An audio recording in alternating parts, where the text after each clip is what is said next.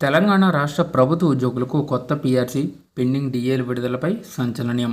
August 15 తర్వాత ఉద్యోగులకు శుభవార్త. సో ఈ వీడియోలో వీటన్నిటి గురించి పూర్తి వివరాలు అయితే తెలుసుకుందామండి. ముందుగా తెలంగాణ రాష్ట్ర ఎంప్లాయీస్ అందరికీ కూడా కొత్త పీఆర్సీ పెండింగ్లో ఉన్నటువంటి డిఏలు విడుదల అవ్వాలని ఎవరైతే భావిస్తున్నారో వారందరూ కూడా వీడియోని ఒక లైక్ చేసి ఆగస్టు 15వ తేదీ తర్వాతే ఉద్యోగుల సమస్యలపై దృష్టి అని చెప్పేసి తెలంగాణ గవర్నమెంట్ ఎంప్లాయీస్కి సంబంధించి బ్రేకింగ్ అప్డేట్ అయితే రావడం జరిగింది.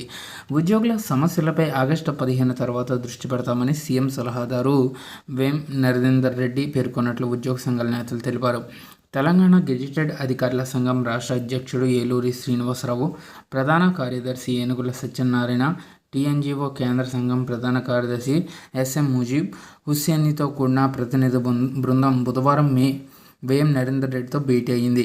సో ఈ సందర్భంగా నూతన పీఆర్సీ సంబంధించి పెండింగ్లో ఉన్నటువంటి 4 డిఏలను విడుదల చేయాలని కోరగా స్పందించిన ఆయన ఉద్యోగుల సమస్యలపై సీఎం రేవంత్ రెడ్డి గారికి అవగాహన అయితే ఉందని, చెన్నారెడ్డి, ప్రొఫెసర్ కోదండరాం, దివ్యరాజన్తో కూడిన కమిటీతో సమావేశమైన సమస్యలను పరిష్కరిస్తామని తెలిపారన్నారు. సమావేశంలో TGO secretary Narahari, organising secretary Machala Ramakrishna Goud అయితే పాల్గొన్నారు.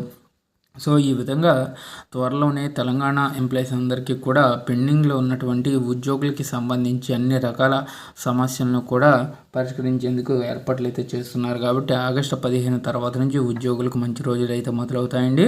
పెండింగ్లో ఉన్నటువంటి 4 డిఏ బకాయిలకు సంబంధించి అలాగే నూతన పీఆర్సీకి సంబంధించి కమిటీతో ఆల్రెడీ సీఎం రేవంత్ రెడ్డి గారు సమస్యలను పరిష్కరిస్తామని తెలిపారు. కాబట్టి సో చూద్దామండి, ఆగస్టు 15 తర్వాత ఉద్యోగులకు సంబంధించి కీలక నిర్ణయాలు తీసుకునే అవకాశం తెలంగాణ ప్రభుత్వం నుంచి కనబడుతుంది. సో ఇదండి ఇవాళ తెలంగాణ ఎంప్లాయీస్ సంబంధించి వచ్చిన updates. Thanks for watching. Have a nice day.